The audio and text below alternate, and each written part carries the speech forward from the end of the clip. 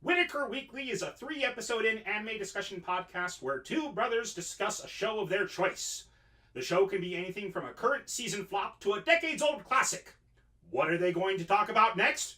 Who knows? They sure don't.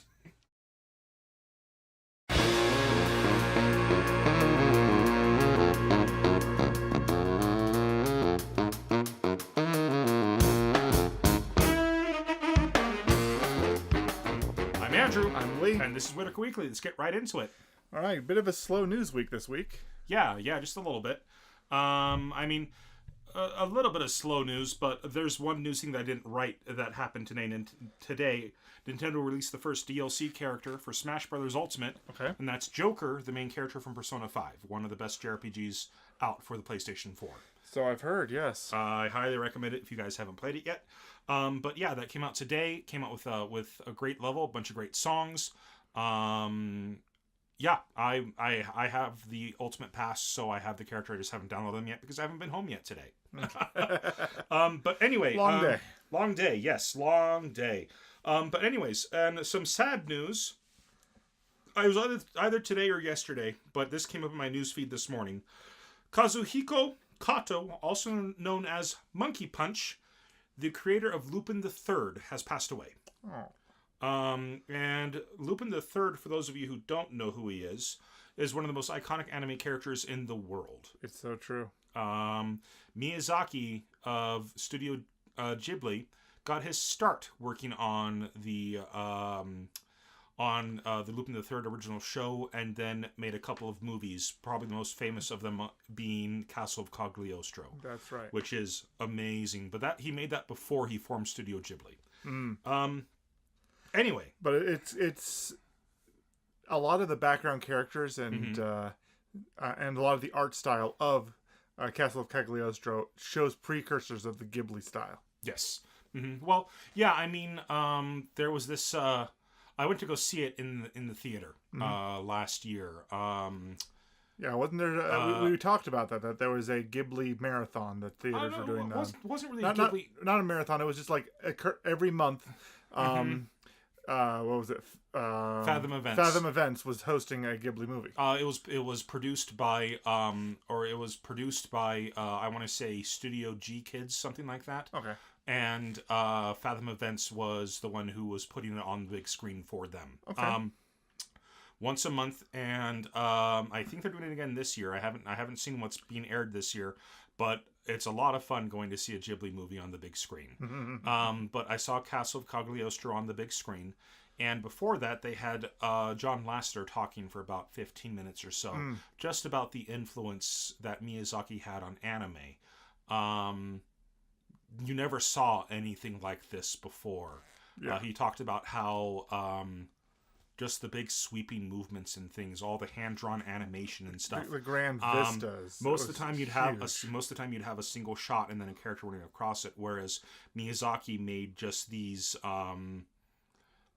made the landscape move along with it and things like that. It's true. You saw waves he made of just grass this beautiful flowing style, and you never saw that in anime before Castle of Cagliostro, and then suddenly there was this awakening thanks to Miyazaki and that film.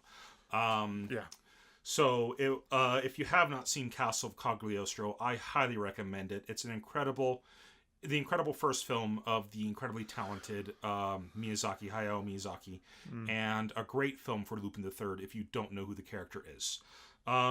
Anyway, I think that's really it for the news. That's all that really came up that kind of stuck out to me. Okay. We are starting the new season of anime. Couple of shows that I'm really looking forward to talking about on our podcast. But anyway, that's kind of about it. Right. So let's go ahead and dive into it. And it's 3 episodes in. And you picked Key the Metal Idol. I did. I went onto my anime list and I was looking for something that was in the same vein as Serial Experiments Lain or Psychopaths or Erased, and this came up on the list, and so I wanted to give it a try and see what it was all about. Crunchyroll and Funimation, Crunchyroll and Verve have Key the Metal Idol available for streaming, and this is the synopsis that they have. Her classmates at school called her Key, as in the key to a strange mystery. Key's grandfather was a kindly old scientist wanting to use his skill in robotics to create peace and love in the world.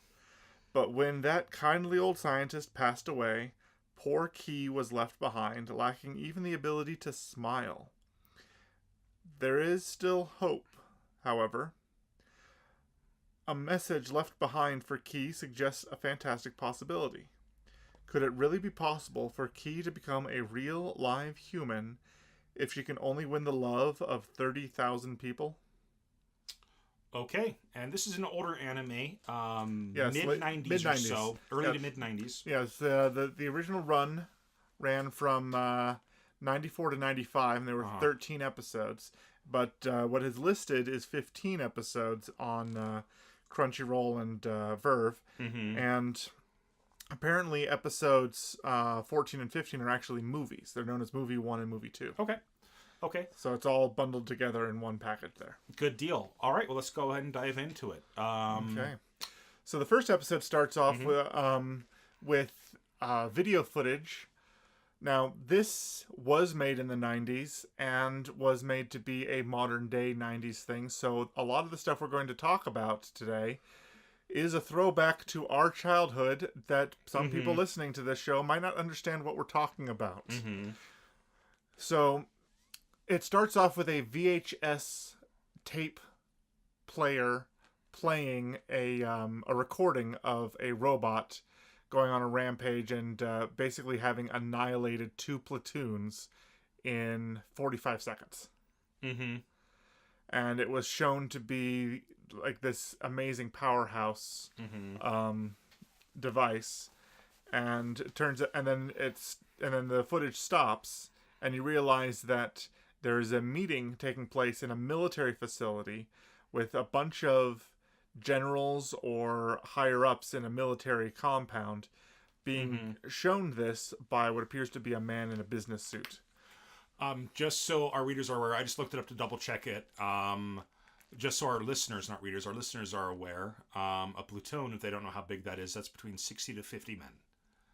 Okay, how many? 16 to 50 men. I think I said 60 at first, but yeah, 16 to 50 men. Okay, so that's up to 100, between some number between 32 and 100 men killed in 45 seconds by this thing. Yes. And these are trained soldiers killed by this thing. Yes. But anyway, sorry. But it has a bit of a feel of it's a cross between Terminator and an anime doll. It's real big too, probably about 3 times the size of a normal man, something like that. It's huge. Yeah, very, very tough and masculine, carrying weapons or armaments of some kind that are clearly too big for a human of that size to carry something of that size as well. So, packs a punch. We then he then promises that he can sell these things. Hey, we can't sell the full robot to you because there's no way we'd get it past customs. But we can sell you the core, which is a heart and brain of these things, and it's about the size of a teacup, is what he says. And then cut to a little later, and this guy's in the hallway talking to his assistant, and his assistant's like, "Sir, you just promised him it was the size of a teacup. Right now it's the size of a van." Like, yeah, but our scientists will get it smaller. We just need to motivate him.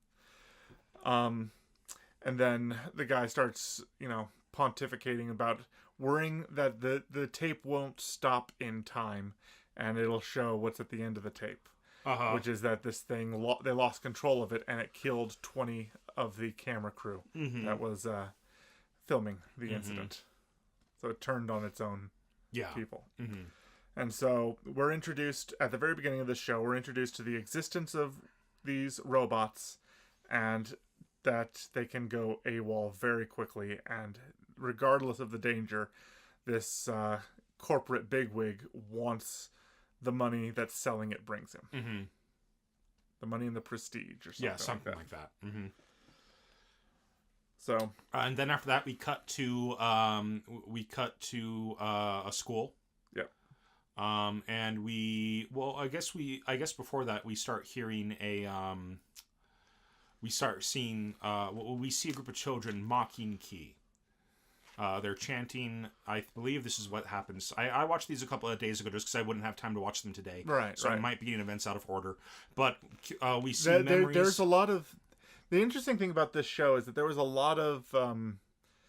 The first 3 episodes demonstrated a lot of animation trickery, and now having watched Shirobako, it's clear that what they probably ended up having to do a lot of times is sacrifice certain action sequences, and to make them more dramatic, they just showed the keyframes, well drawn, fully illustrated and colored, but keyframe flashing, indicating dramatic motion without actually having to animate. They did that all the time back in the 90s. That happened all the time. It did.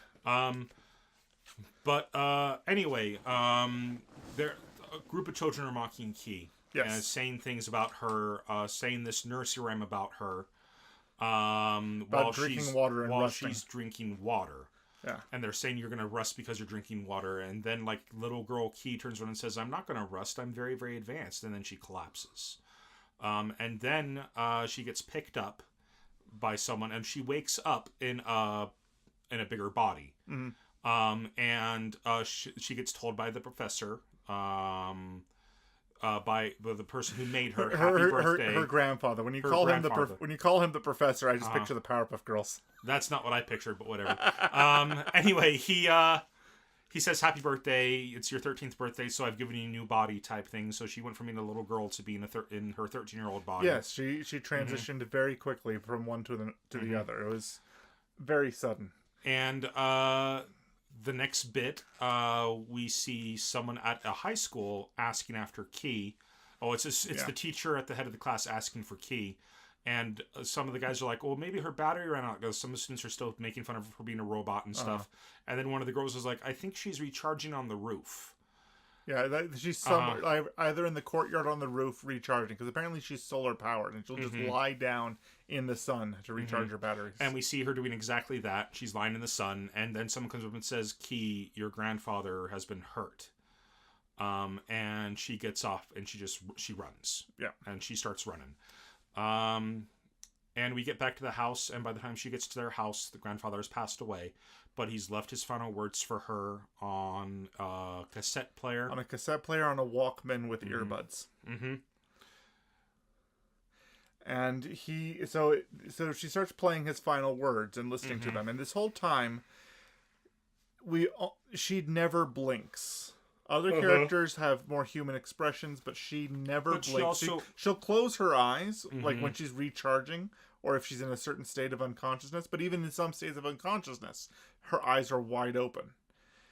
And it is an unsettling part of her character. And so she's sitting there by her dead grandfather's body, who's lying on a futon. On the ground under a blanket with a cloth over his face, and she's sitting there listening to his final words in this tape recorder. And as he's dying, he's telling her the story about how he was a fool, how he went to go visit his wife's grave and slipped and fell into the river on the way home. I think he says your mother's grave. I'm pretty sure he pointed out your mother is what he said. So yeah, something along those lines. But on his way back, he slipped and fell into the river, and somebody saved him, and now he's dying, and he wanted to share these last things with her before he died, which included telling her that he had devised a way that she could become fully human, and all she needed to do was make 30,000 friends. Which, let's go ahead and just point out the absurdity of that number. Okay, this is the 90s. I know. No social media has existed at this point. There's I'm not just talking about that. I'm talking about how, in reality, for us mere mortals, you can only really have 150 close people to you. You can't have any more than that. It's true. Studies have been done to show that you really can only have 150 people close to you at one time. So... Well, that you can personally be close to. Yeah, you can personally be close to. However, they're certainly... I don't know if it's something lost in translation, but they're making it seem like you need to have 300,000 people who care for you enough to cry for you. That's what he says. That's what he says. So that might just be fans instead of friends. Which is where this show seems to be going. Yes. But that said, 30,000 friends is absurd. Anyway, yeah, it is. I just brought that up. But yeah, let's just keep going. It is. Well, and then yeah, just like I was saying about social media, that you could get to 30,000 followers on various social media platforms. Good luck interacting with all of them, though. No, you'll never be on a one-on-one basis with 100% if you have 30,000 followers or more. Yeah, it's not going to happen. No. Okay. So, but yeah, that's kind of the point. So, but they've also introduced an idol character in the background more and more, and she seems to be somebody who sings in concerts, and her music, or her voice, seems to be used for the opening and closing credits. Yeah, and she seems to be performing on televisions in the background in various scenes, and she's kind of a subliminal introduction to this character as we're going along. We should also mention that the doctor or the grandfather had an assistant, and the assistant's the one who gave her the tape recording. And then after she listens to the tape recording, and he says, "But like, I don't know how you're gonna. I don't know if you even want to do it. I mean, 30,000 people is just absolutely crazy." And the doctor, he's like, and the doctor was getting old, and Do you think maybe it was just he was just getting senile ramblings and then of a she dying immediately old cuts man. him off and says, "I'm going to move to Tokyo." And he's like, "Wait, what?" And he's like, "If I were to make friends with everybody in this town, that would only be about 100 people. The only way I'm going to make 30,000 friends is if I move to Tokyo." And the very next bit is her going to Tokyo. And her concern about whether or not she'll get enough daylight while living in Tokyo. Yep, and she's out in Tokyo, and it's got a clouded over sky with pollution in it, and she's like, "Yeah, I probably won't get as much sunlight here as I got in the country."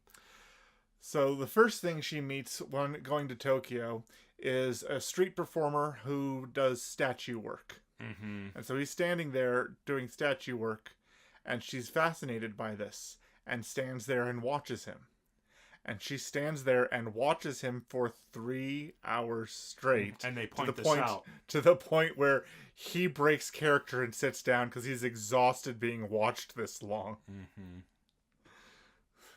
And it doesn't faze her a bit. Doing statue street art is not easy. No. That said, if you come across somebody doing that, don't be a jerk and go up and like poke them and do things like that. Don't be a stupid tourist.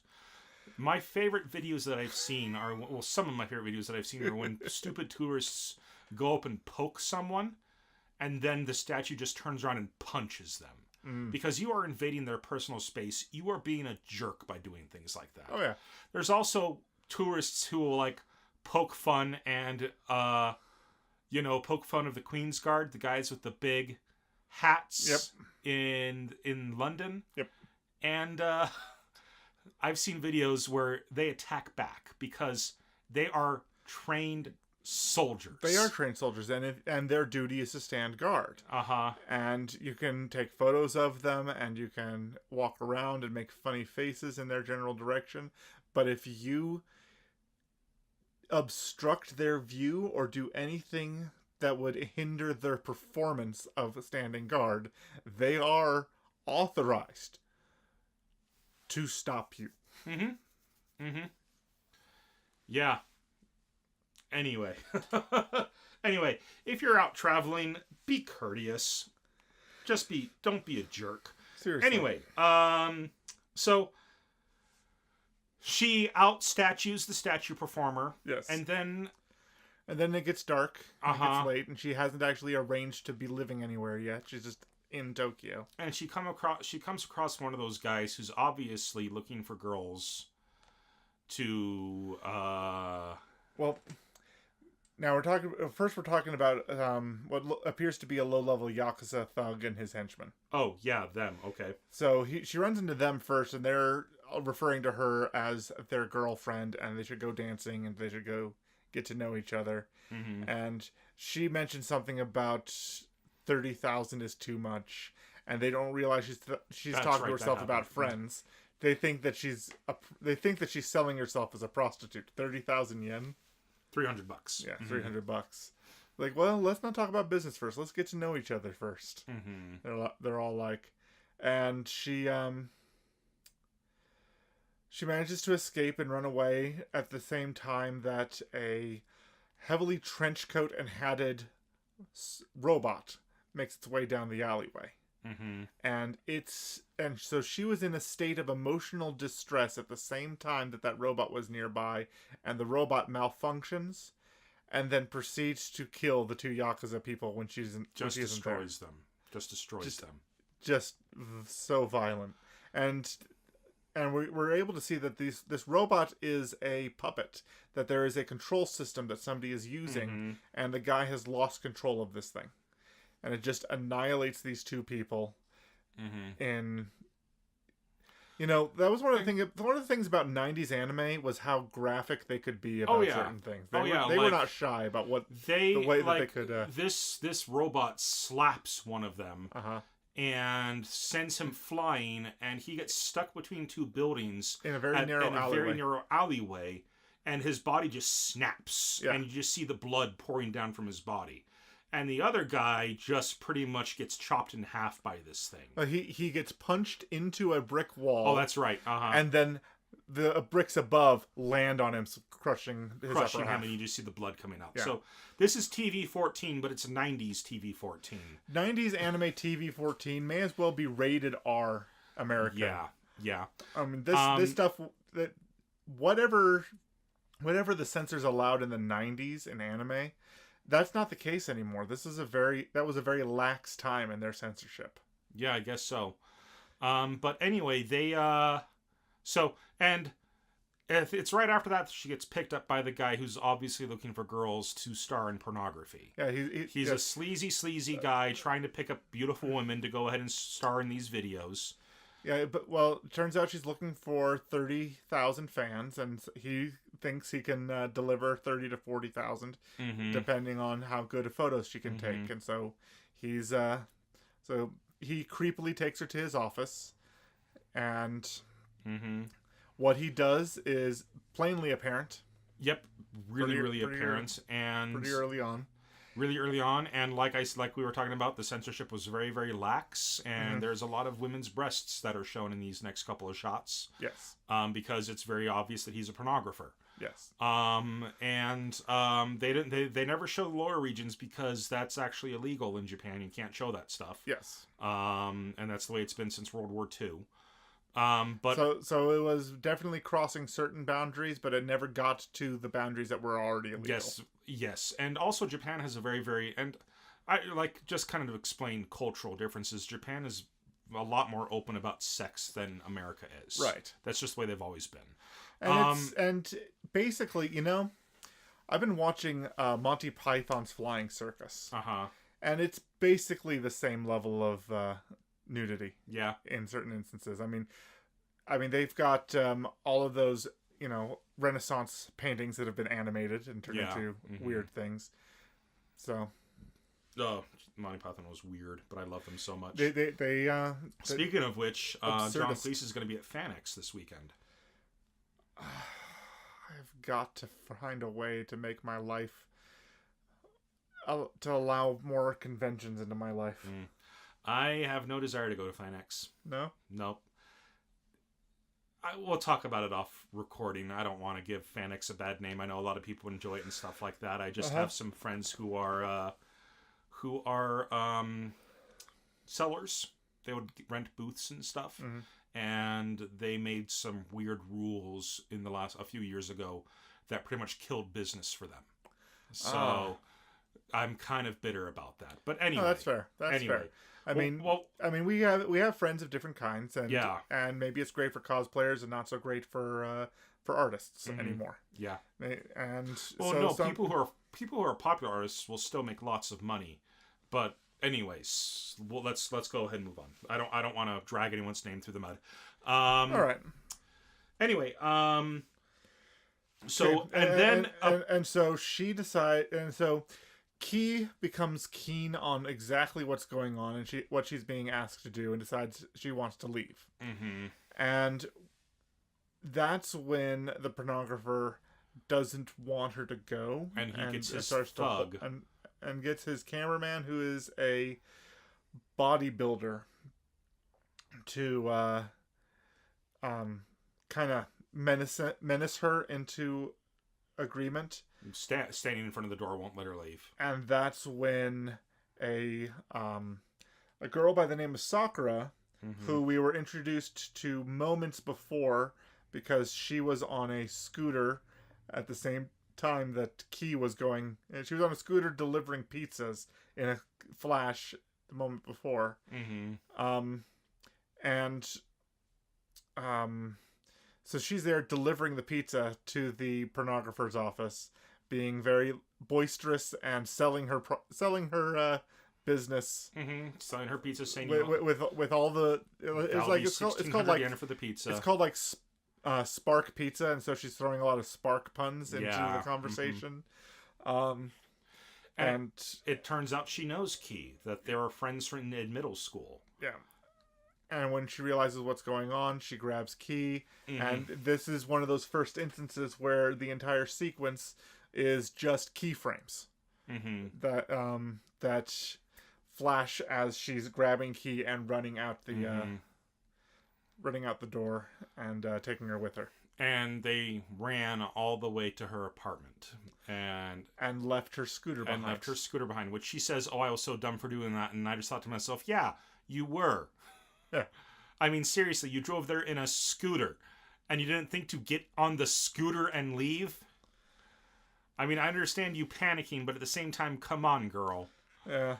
But her friend, who then goes and takes a shower and gets cleaned up, Sakura goes and takes a shower, gets cleaned up, and gets dressed, and she's going to her other job.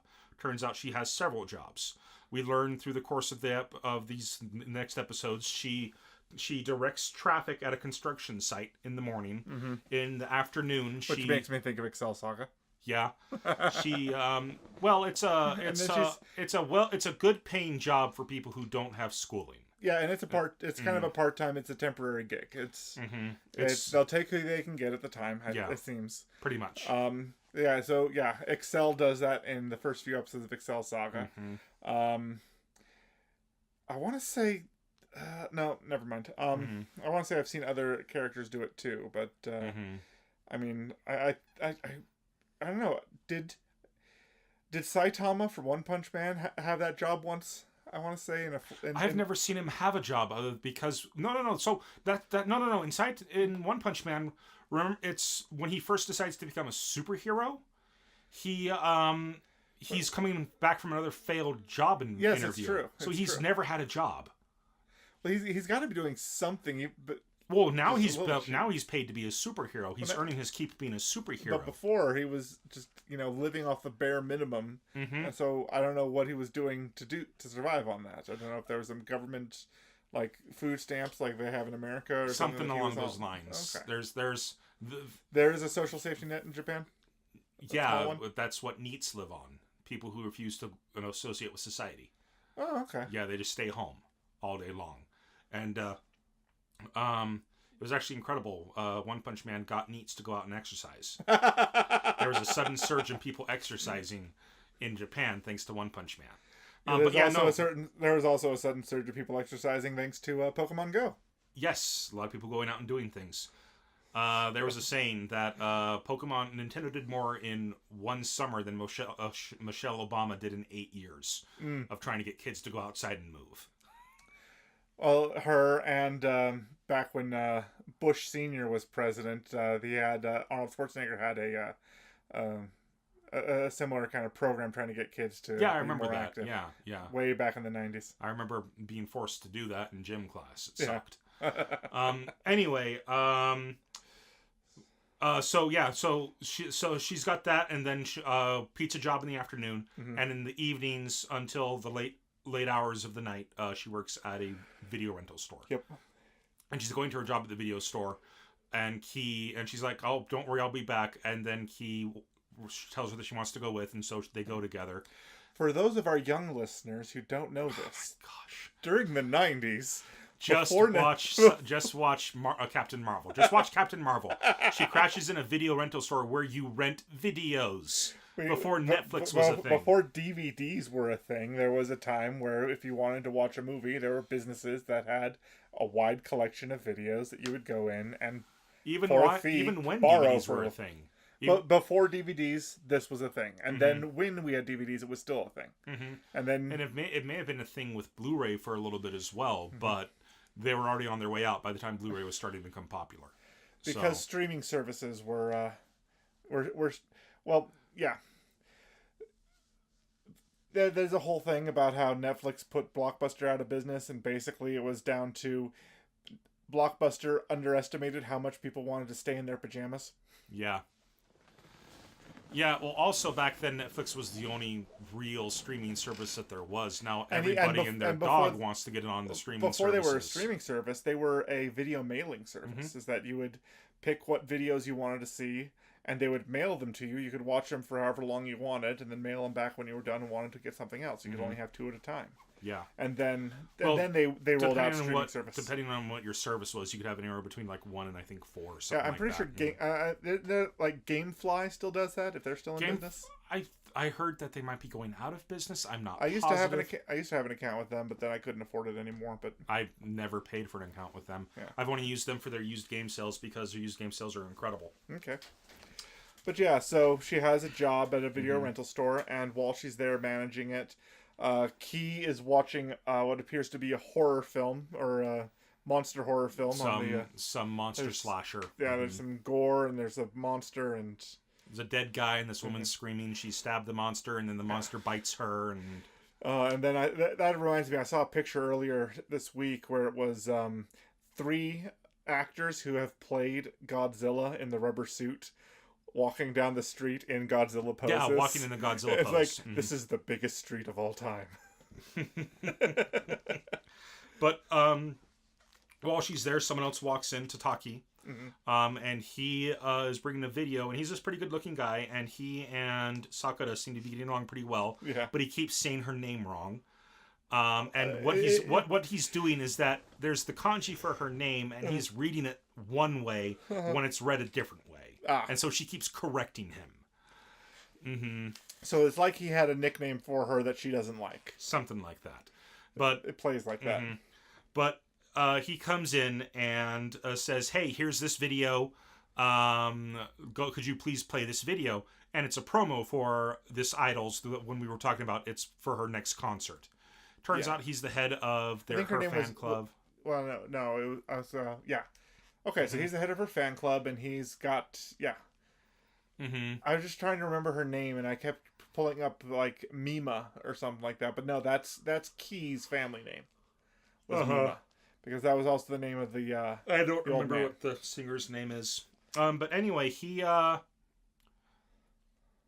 while he's in there, and when they start playing the video, the pornographer and his brute come back, and they found her because she left the scooter there, and they called the place where she worked, and the manager, who they tricked into thinking that they were worried about her and stuff like that, and they got where her next job was from that manager.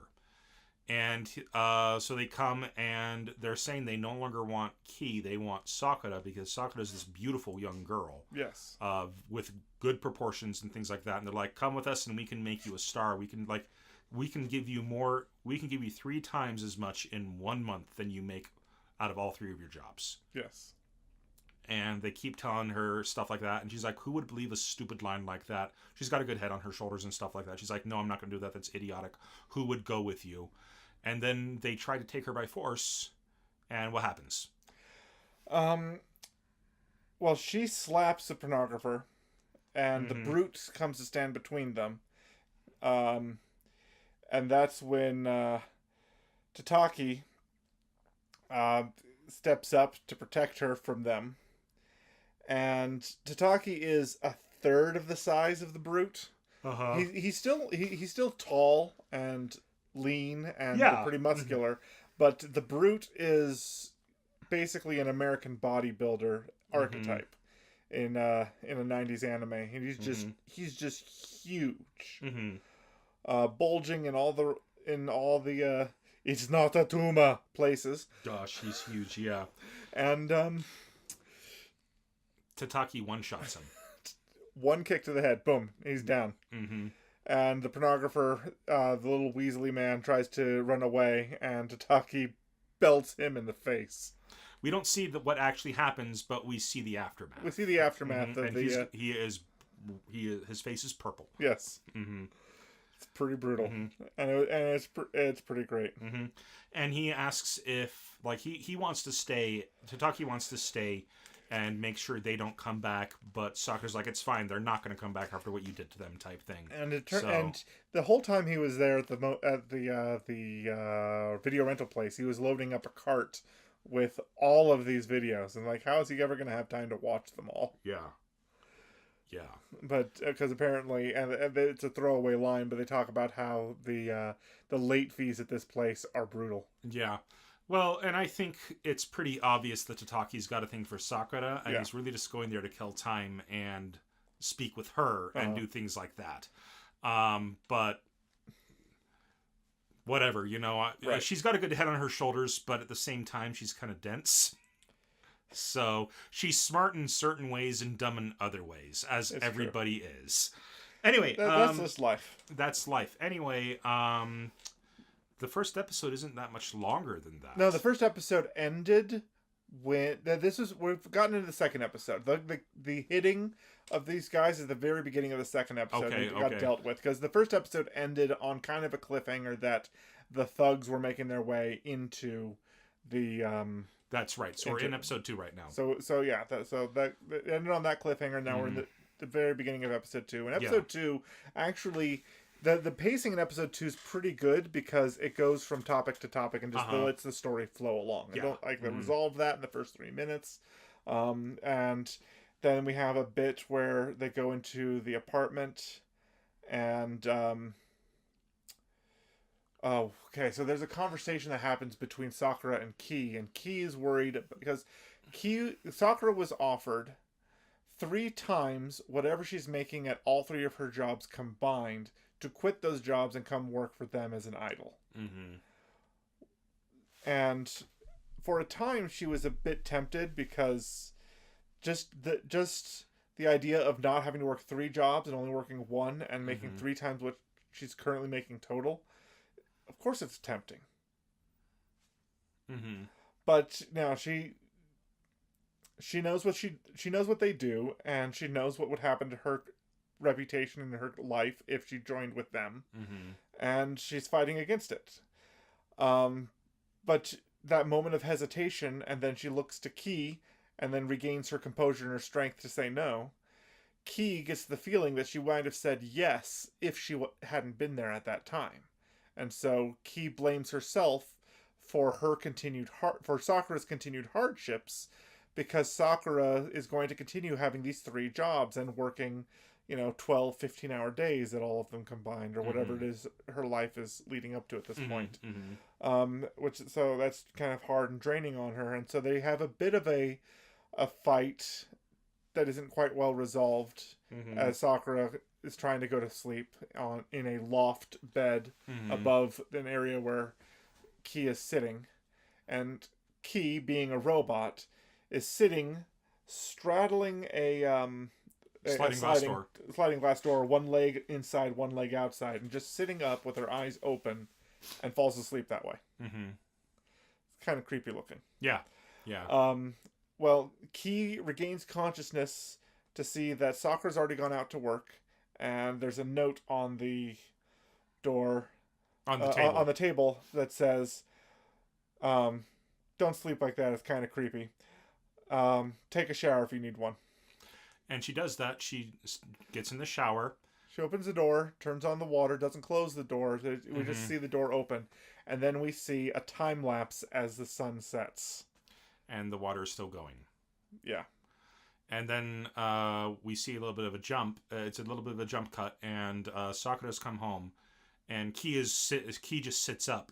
And Sakura or reveals to the audience that Key's battery had run out or something, and she had collapsed in the tub and was just kind of in the fetal position in the tub while the water was running on her. Yeah. And she said it's a good thing that the hot water didn't run out, otherwise you would have died of pneumonia or something like that. And I'm just thinking to myself, what kind of a hot water heater does she have?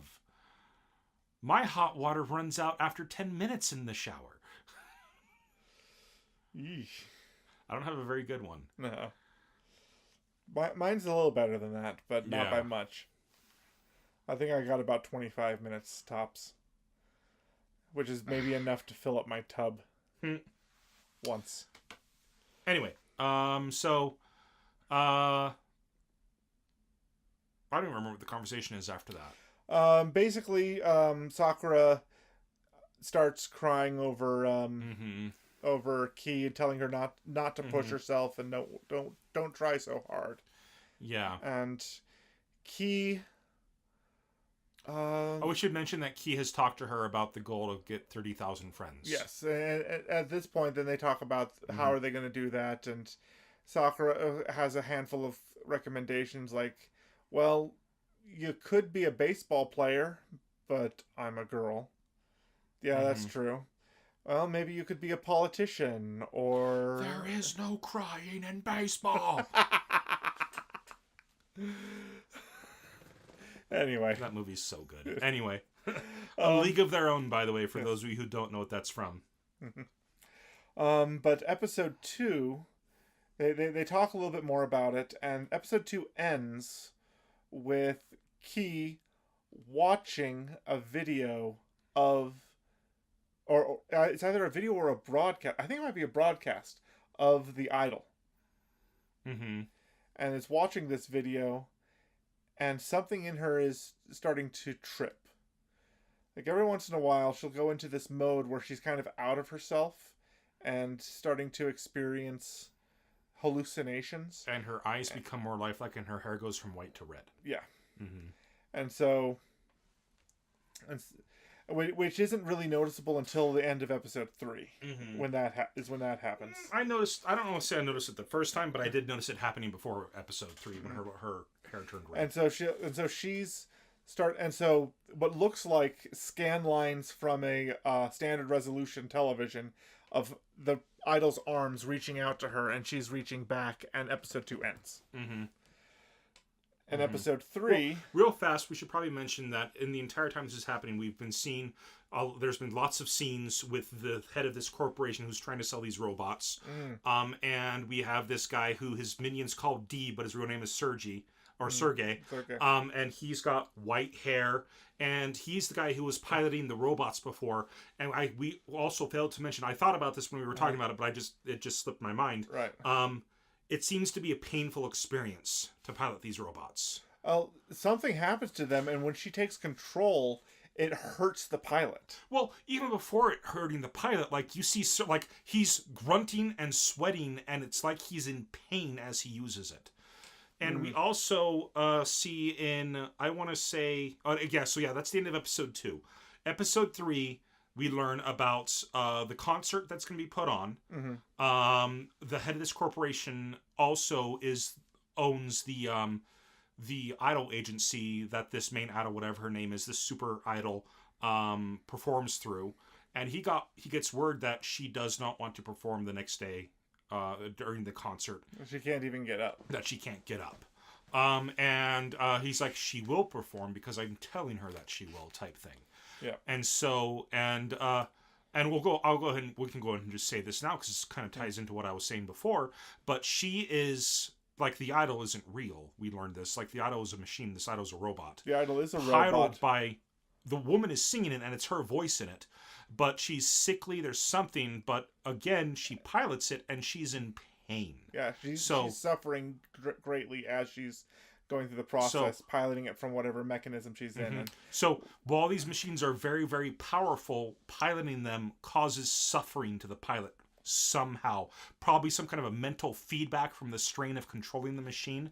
It's not strongly established what the problem is in the first 3 episodes. We see Sergi controlling 2 at the same time. We don't know what the reason is just yet, but it is causing pain to the pilots.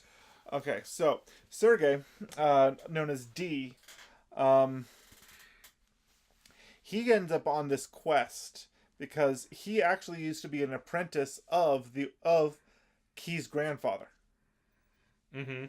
and was involved in the robotics development systems. Mm-hmm.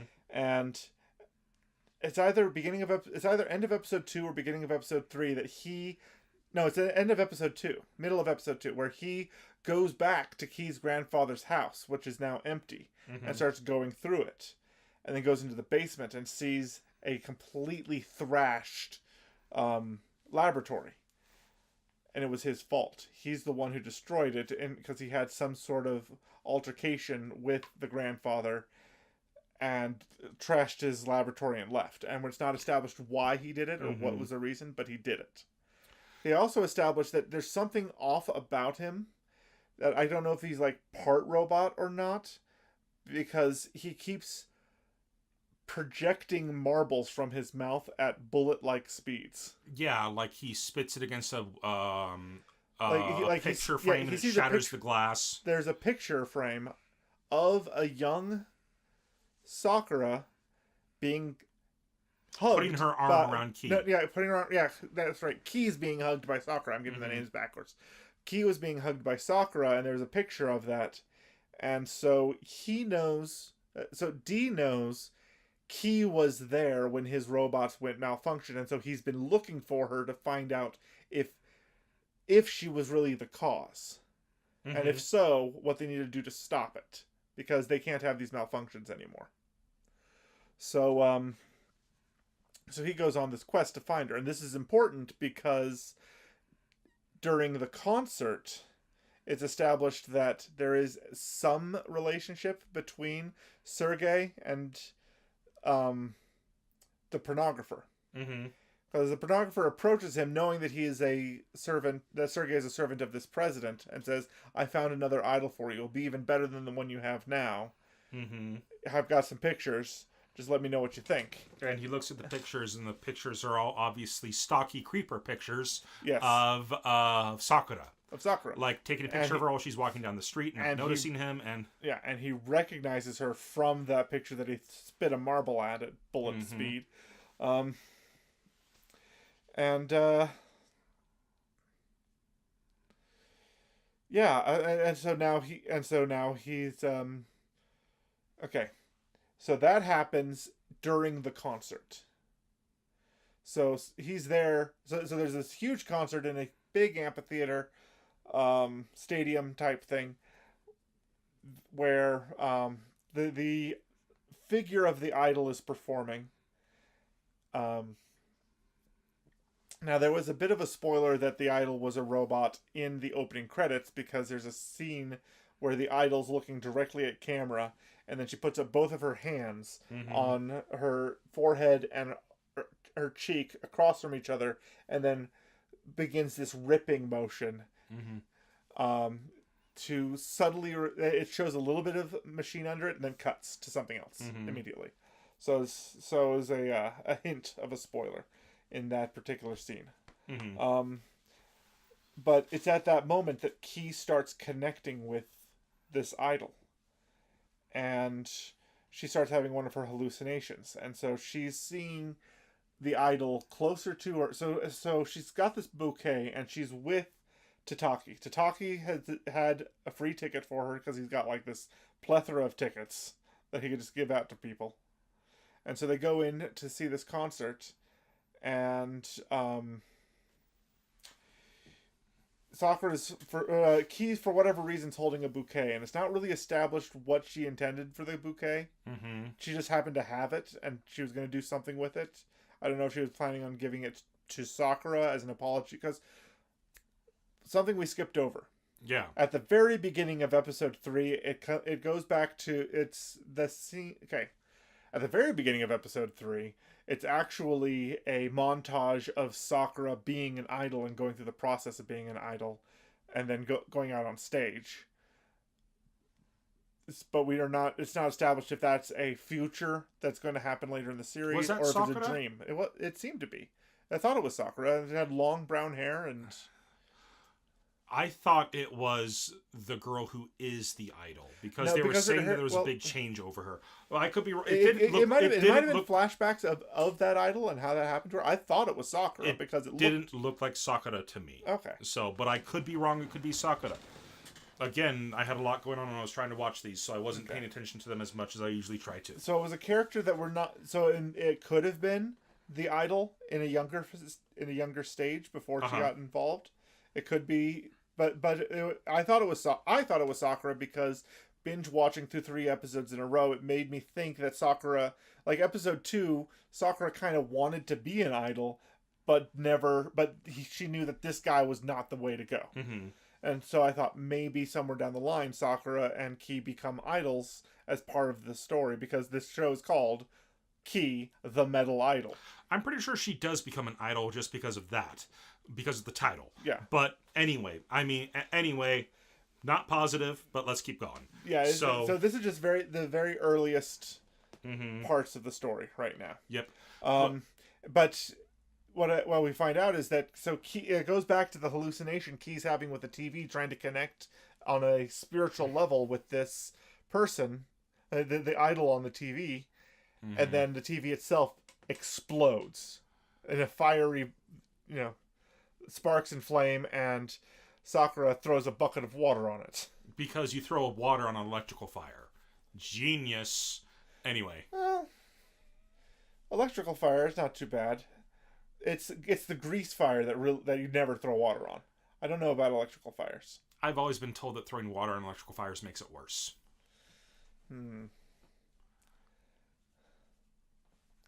I'll have to look it up. Anyway, that's what I've always been told. Throwing water on electrical fires makes it worse. It's absolutely true that throwing water on a grease fire makes it worse. Oh yeah, grease fire. You need to take the oxygen away. Yeah. I'm not sure what the problem, the best way to douse an electrical fire is, and whether or not an exploding TV counts as an electrical fire.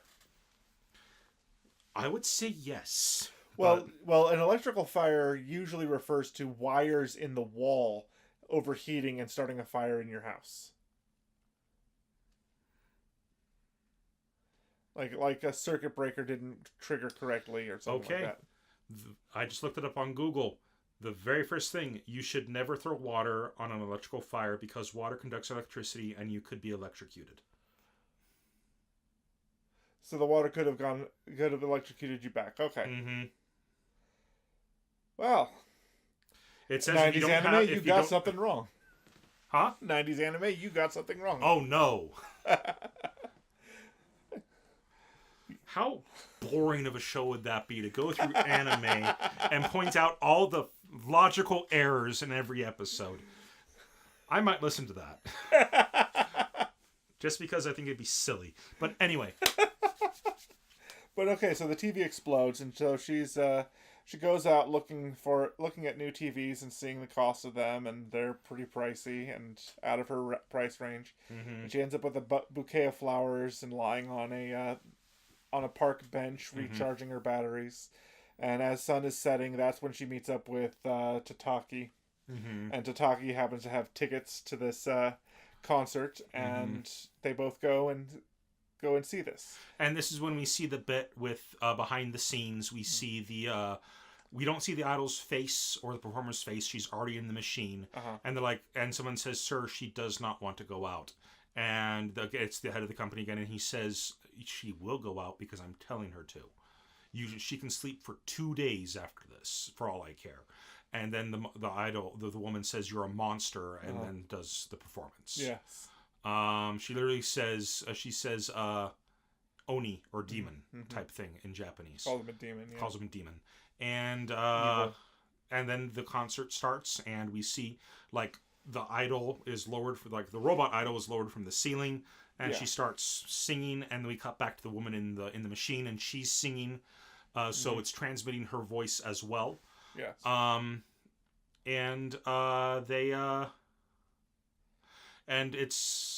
there's nothing spectacular about it. I mean, they didn't have an over the top budget for musical numbers and things like that. It's just kind of her standing there singing, not even really showing any emotion on her face. So something leading up to this concert was the decision by the manager, these set dressers had built this Alice in Wonderland style giant mushrooms, giant trees, really beautiful set. Really beautiful set, and the director, after having been told that she doesn't want to do it, tells him to take down the set and that they're going to do an unplugged version of the concert. The version of the concert that they did in the past. Yeah. That they've done already. So they're going to do it with a different set. And like, there's like a spider theme going on. And so she's being lowered down by all the musicians are in like spiderweb cocoons above hanging above the stage. Yeah, so this is important moving forward, that this is a spider-themed concert. Mm-hmm.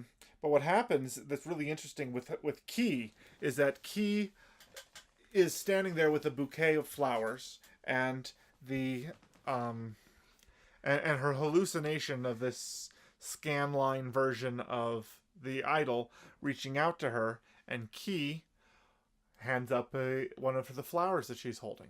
And the moment the flower touches her hand, suddenly cut to the idol, and a rose stem first, thrusts itself into the idol's heart, and she starts screaming.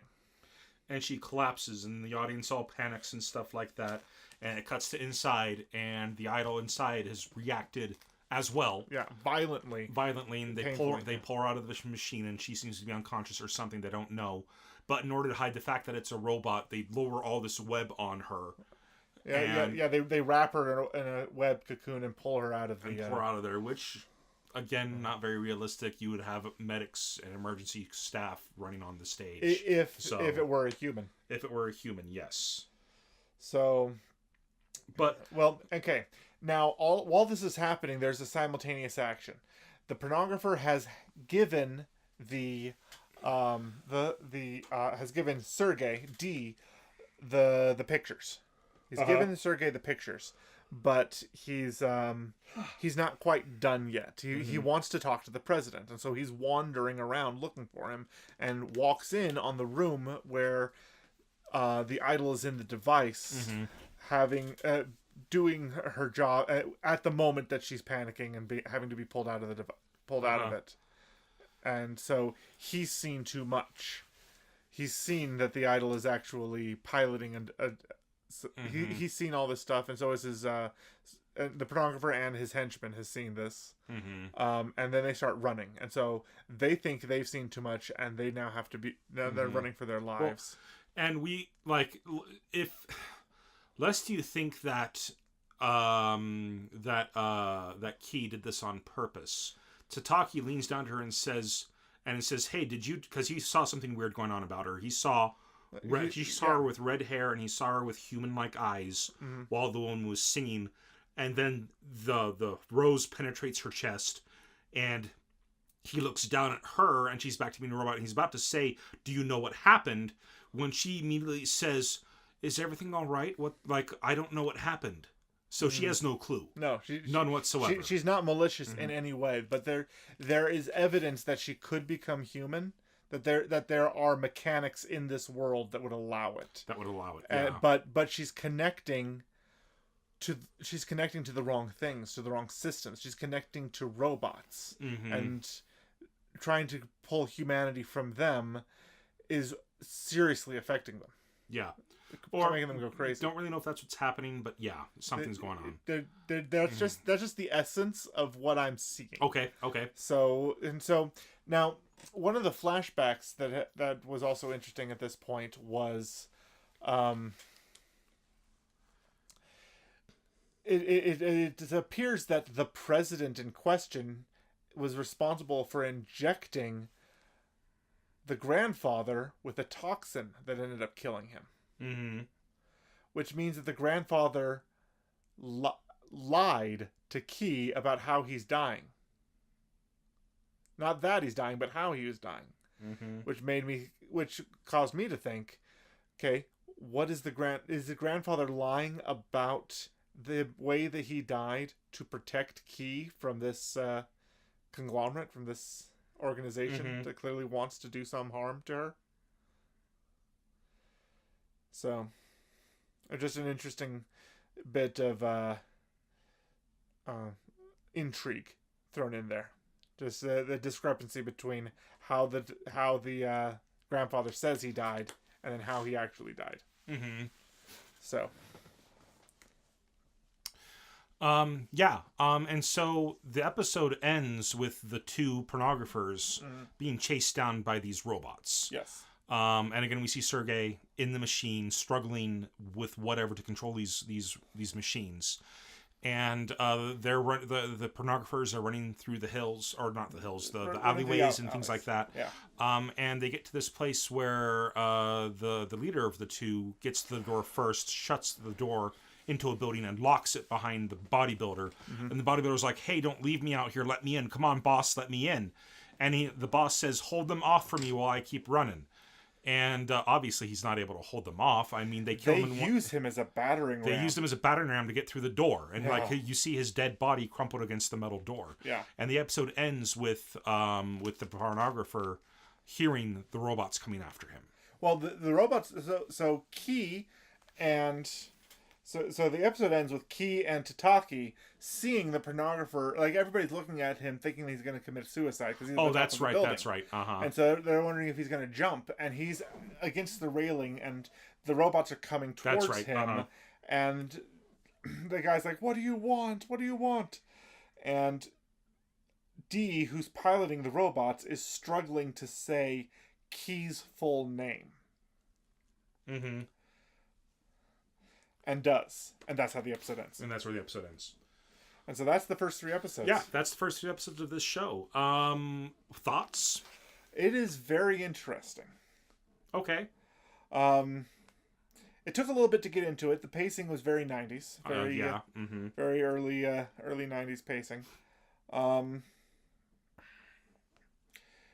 don't know. I think I'd like to continue. Okay. I don't. That's fine. It's not a bad show. It's just not a priority for me. I've got other shows that I want to get caught up on, other shows that I want to finish. And it's not a bad show. It just didn't hold my interest very much. That's fair. It's almost too 90s, I want to say. And it's a product of its time. It's fine. It is. And like I said, like it may hold your guys' interest. It doesn't hold mine. Mm-hmm. But that doesn't mean it's a bad show. It just means that I just am not really all that into it. It's not my cup of tea at the moment. That's fine. I still need to finish El Hazard. Me too. That's just a ridiculous show. Anyway, that's it for 3 episodes in. Next week, I did pick a show for next week, but then I realized that that's our season finale. That's going to be 50 episodes, and we do 25-episode seasons. It's true. And I still want to... we'll go ahead and talk after we finish recording, but I have some ideas for how to kind of change up the format. We've done 50 episodes so far. I kind of want to try to see what we can do to get more content out there for you guys, because we're only doing a once-a-week podcast. But I have some ideas I want to run by Lee here, kind of off the recording, just to kind of see what we can probably do to try to get some more content on our YouTube channel for you guys. And just kind of try to build an audience around our love of anime and all things nerd. Because while the focus of the podcast is the 3 episodes in, we still talk about whatever nerd news we want at the beginning, and then we do creator shoutouts and recommendation of the week, which is not constricted to just anime. No, it's not. But anyway, so next week we are going to be having what we had on episode 25, where we're going to be discussing all 24 shows we watched and seeing if we finished watching them, if we kind of stopped, and if our conclusion at the end of the episodes was this changed at all. Right. So, and we're going to try to have a special guest next week as well. But yeah, that's what we're going to be doing next week. And we look forward to sharing it with you. Okay. And so that's it for 3 episodes in. What is your recommendation of the week? It was your pick this week. Well, this week I picked something that this show kind of reminded me of, was actually the animation Tenchi Muyo. Really? Yes.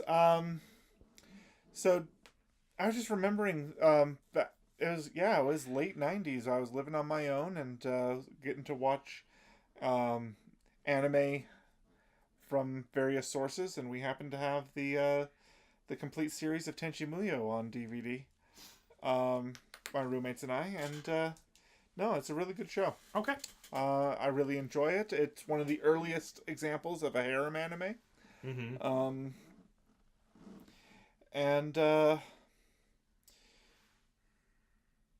No, it was very enjoyable. And yeah, watching Key, the Metal Idol, reminded me a lot of it, actually. Okay. The animation style, the facial expressions, the way things Mm-hmm. were done. I should really look it up and see if there were any relationships between the studios that made them. Yeah, I can, go for it. All right. All right. So that's my recommendation of the week. Go watch Tenchi Muyo. Which, by the way, while the word Tenchi means angel, the way Tenchi Muyo is written out, it's actually a pun. It says it means this way up with an arrow pointing down. Oh, jeez. That show. Anyway, and also, as opposed to modern day harem anime where pretty much any girl would be great with him, Tenchi Muyo has the opposite problem, where all the girls are bad for him, except for the one that's 12. That she's not old enough to be in a serious relationship with him. It is, however, established what she will look like when she's all grown up. Uh-huh. And how she's going to be superior to all of the others. To all of the others. Easily. And the others even say that. And they're just like, this is a problem. We can't let Tenchi see this. They're united in preventing Tenchi from being with her. Yes. Anyway, so creator shout out time. It's my pick this week. And yep. I just discovered this YouTube channel this morning. I didn't find any other social media for him, but it's a YouTube channel called Machine Learning. Okay. And he has kind of made a name for himself recently. He had a very small channel, like a total of 3,000 followers and things like that for about a year. And then all of a sudden something happened and he exploded. Mm-hmm. And then at a creator con, he met Martin from Marble Machine X. Oh. And Martin was having an issue about the timing for his marble machine. Right, because the faster he would crank it, the space between...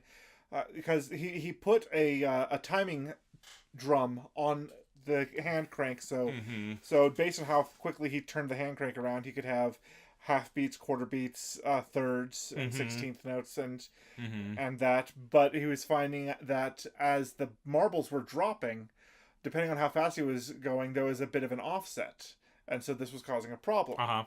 And so he kind of had some ideas, and he brainstormed them with I can't remember what his name is, but with the guy who runs Machine Learning, and he made him a brass device that goes on the end of the machine where Martin can use it to play with the timing of the turns. He called it an index calibrator. Yeah, an index calibrator. And I watched Martin this morning put it on the Marble Machine X while I was eating breakfast.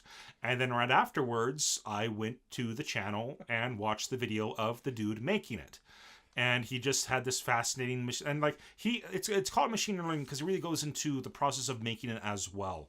And the history of it and stuff like that. It was a fascinating video. If you like watching stuff like that on YouTube, give it a watch. It was so cool. So again, that's Machine Learning on YouTube. We'll have a link for you on our website. Yeah. All right. Well, thanks so much for listening in this week. If you listened on YouTube, please feel free to like this episode and subscribe to our channel. If you like what we do and want to support us, please spread the word of our podcast or even support us on Patreon. Where can they find us on social media? Our site, whittakerweekly.com, currently has the links to our Facebook page, Twitter account, Patreon page, and YouTube channel. We encourage all our listeners to follow us on the social media platform of their preference, and if there's one we're not on yet, please reach out to us on one of the ones we've mentioned, and we'll broaden our scope to include you. All right. Well, that's it for another week. I want to go ahead and give a shout out to Ben Coombs for providing the artwork for us. And a shout out to Brasmataz and their song Dreikolk, which we use for our opening and closers. All right. I've been Andrew. I've been Lee. And this has been Whittaker Weekly. You guys have a great week.